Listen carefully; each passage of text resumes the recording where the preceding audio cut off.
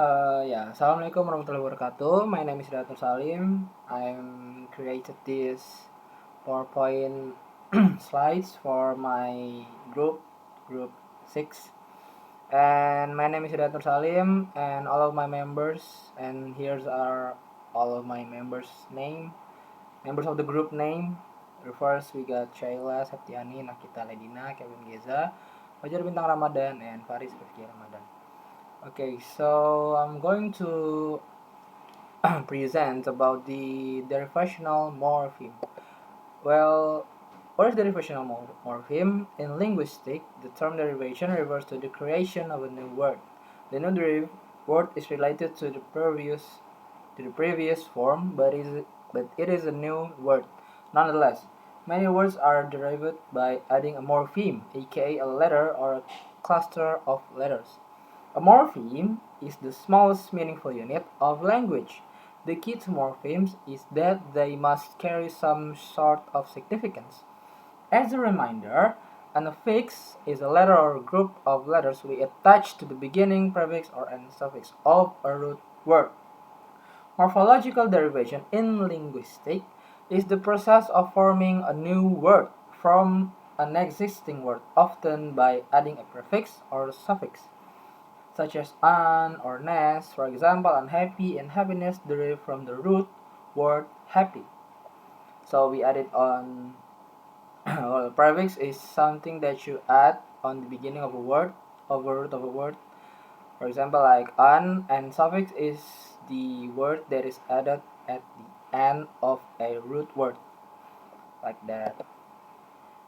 And derivational morphology often involves the addition of a derivational suffix other affix, such an affix usually applies to words of one lexical category, part of speech, and changes them into words of another such category. For example, one effect of the English derivational suffix "ly" is to change an adjective into an adverb, slow to slowly. And also here are the examples of English derivational patterns and their suffixes. We could change the adjective to noun using the ness as the suffix from a root word slow into slowness, adjective to the verb. We added the suffix used from a root word weak, weaken, adjective to adjective using a suffix as well at the end of the root word, from red to reddish, an adjective to adverb, personal to personally, noun to adjective, noun to verb to adjective, and verb to noun, and so on. So the reason why the derivational morphologies exist is we are trying to change a new word from an existing word, such as the slow. We could change it from adjective slow into the noun slowness. However, the derivational affixes do not necessarily alter the lexical category. They may change merely the meaning of the base and leave the category unchanged. A prefix, right, rewrite, lord, overlord, rarely changes the lexical category in English. And here's are the examples of the derivational morphemes. We are using the prefix an and be, anti, de, mis, over, and suffix ingness, li, ate, full, and white.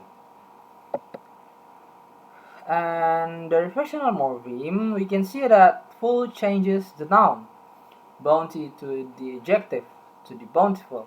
Derivational morphemes cannot be a word in their own right because they are bound morphemes. And bound morphemes must be bound to another word or morpheme to create a word, to create a new word.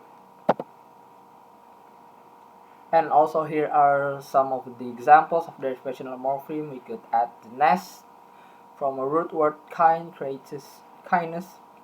Man added to develop creates development. Is added to modern creates modernize. Less and hope creates hopeless. Other morphologically complex words: compute plus 8 plus ion plus all, computational, interest plus ink plus li, interestingly, multi plus million plus air plus as, multimillionaires. And you can see that there are some kind of differences between the derivational and inflectional morpheme. And bound morpheme consists of two kinds of bound morphemes. The first is that we are already talk about the derivational, and the next one is an inflectional morphemes. I'm just going to talk about an inflectional morphemes a little bit. Well, inflectional morpheme was added to each word, but it did not alter the word's class. So, when inflectional morphemes added on a word, it does not change the word class, such as from noun to adverb, from adverb to adjective, adjective to verb. We can't do that on inflectional morpheme, but we can do that on the derivational morpheme. And inflectional morpheme could not change the alter of the word's class. For example, the nouns remain the nouns like crease to creases, and the adjective remain adjective like nice, nicest, and the verbs remain verbs like noticed to notice. Instead, the word inflectional morpheme simply changes the words from to reflect tense, aspect, number, superlative form, and so on. An inflectional morpheme was added to each word, but it did not. By contrast, the derivational morphemes influence the base word to such a degree that it becomes a new word entirely. We already saw that from the previous pages.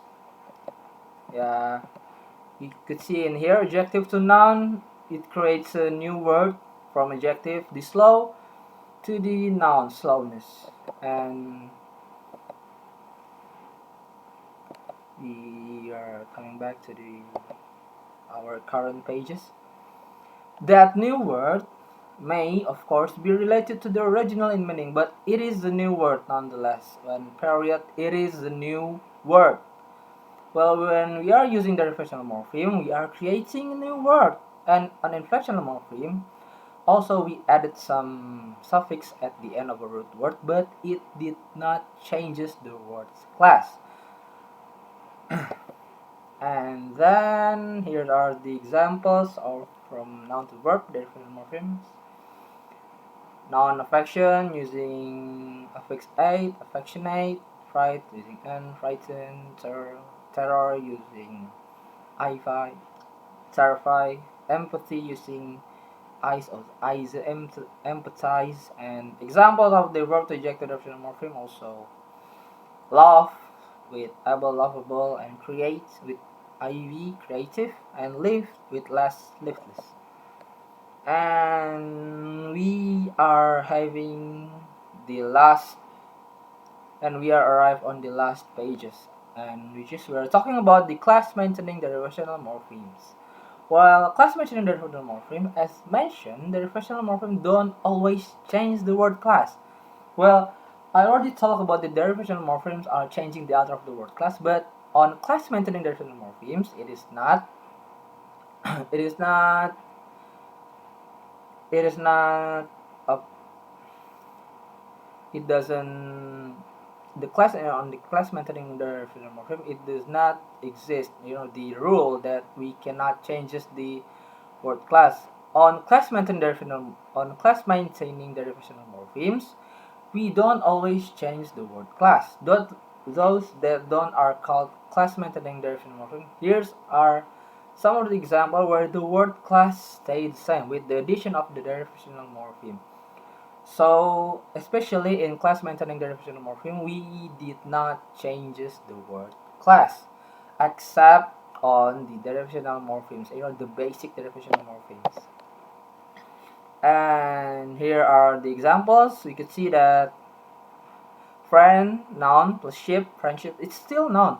Even though the words friend and friendship are both nouns, they are separate words with different meanings. They cannot be used interchangeably. The derivational morpheme always change either the semantic meaning of a word or the part of speech. In the case of class maintaining derivational morpheme, only the meaning changes. And also here are some common class maintaining derivational morphemes. Ship, friendship, and X. Example, escape, hood, boyhood, disengage, and unlock. It will remain the same. I guess that is all from me. Thank you for your attention, and assalamualaikum warahmatullahi wabarakatuh. Thank you for your time and attention. Assalamualaikum.